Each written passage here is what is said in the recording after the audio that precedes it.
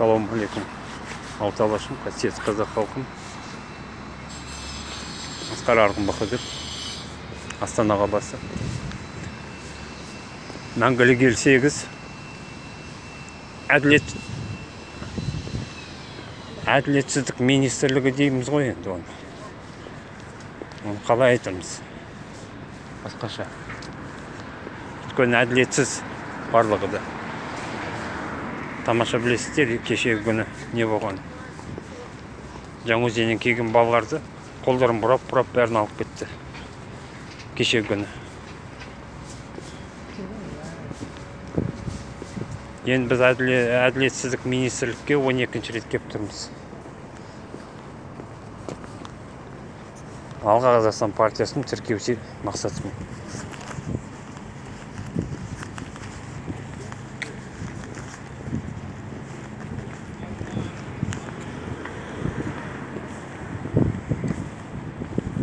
Сондықтан да осындай жағдай сұмдық жағдай болып жатыр.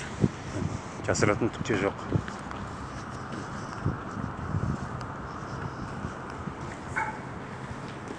Кәсіпке кіретін боламыз.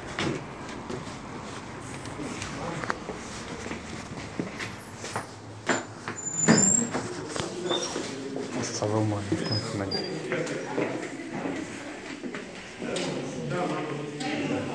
Алға Қазақстан! Қалайсыңдар?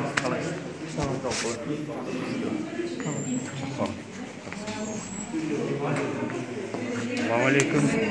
Қалайсыңдар?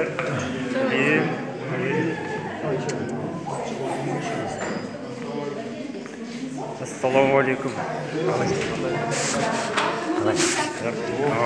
Арғын.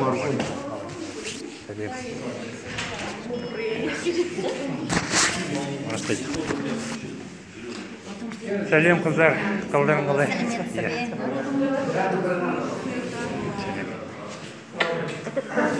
Асқар Арғын. Карагандинец? Да. Собственная персона. Собственная персона. Тілерін түсіріп ойынша. Сіздер келейді? Иә. Жоқ, ютубқа саламыз. Мен әлі жерде терроризирую ана. Креверский. Что за делаете? Сосын жана екеуі шықты ғой. Марат келген жоқ па?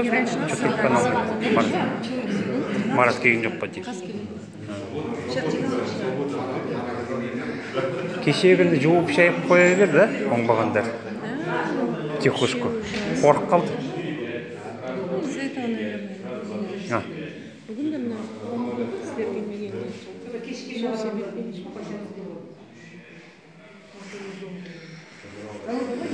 Міне, айналайын қазақ халқым, міне. Әділдік алаңы дейді. Әділдік алаңы түгде жоқ міне.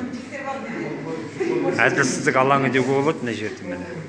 Өйткені 12-ші рет тіркелейін деп тұр, міне Алға Қазақстан міне. Ұялмай қызармай, міне Тоқаевтың өтірік мынау саясаты бәрі де жалған. Ешқандай әділдік жоқ. 12-ші рет тіркеуге келіп тұр, 12-ші рет тіркемей тұр. Өйткені бұлар білет, бұл нағыз халық партиясы екен, халықтың мүддесін қорғайтын, ошол сайлауға түскен барлық біздің белсенділер, міне шеттетіліп қалғанын тамаша білесіздер. Мен соның ішінде осы бауырымыз тұр, аман келді. Аман келді, Жәкен. Аман келді. Ал Жәке, өзің бір-екі сөз айтып жер. Ассалаумағалейкум, құрметті қазақ елі. Бүгін 13-ші рет құжаттарымызды әкелдік енді. Сұмырай билік үмітіміз бар, сұмырай билік енді тіркей шығарды. Бірақ олар бізден қорқады, сондықтан тіркемейді бізді. Сұмырай олар отырған, әділетсіздік настоящий. Сол Алға Қазақстан, бірақ тоқтамаймыз. Жеңіске жетейік. Иә, мынау әділдік алаңы, әділсіздік алаңы. Әділдік алаңын айналсын. Біздің көмегімізбен, біздің мынау күш-жігерімізбен, осындай біздің Аужеке сияқты депутаттыққа да сайланды, бірақ оларды әділсіз алып тастаған болатын. Сом билік. Тамаша білесіздер.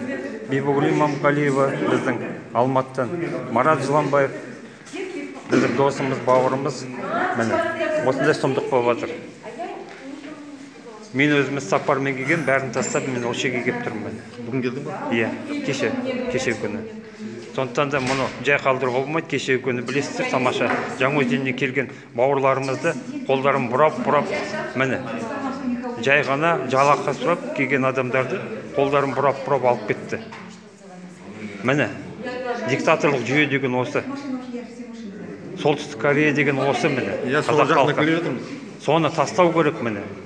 Анау әңгімені. Орыс айтқанда «Моя юрта с краю, ничего не знаю» деген тастау керек, міне. Қазір барлығына да тиесілі болып тұр, міне. Баға деген шарықтап тұр, тамаша білесіздер. Күнде баға деген тірек қойған, міне. Сондықтан да ондай нені тастаңыздар. Жастарымызды ояту мақсатымен сол. Мен өзім сол Ертіран әскери көшпенділер патриоттық жастар қозғалысын ашып отырмын. Жастарымыз рухтандыру үшін, жастарымызды құлдық сана сезіміне кетіру үшін. Өйткені 30 жылда Назарбаевтың сұм жүйесі жастарымызды таза құлға айналдырды, міне. Мен өз құрылыс шағында жүрмін, мысалға. Екі жастың бірі міне сол жерде жүр, міне. Кішкентай жалақыға тиын тебенге, міне. Сондықтан да біз байқуатты ел тұрғызамыз десек, біз өзімізден бастауымыз керек. Азаматтық қоғам құрылу керек. Азаматтық қоғам құрылғансын, әрбір адам өзінің мүше, осы қазақ халқының, қазақ елінің мүшесі ретінде өзін-өзі есептеу керек. Ек қолға бір күрек, бес намаз, 5 парыз деп жүре бермей, міне. Өйткені бұл сұм жүйеге керегі де сол. Міне. Өстіп жүре берсе екен, осы құлдық сана сезімде. Баяғы жартас, бір жартас.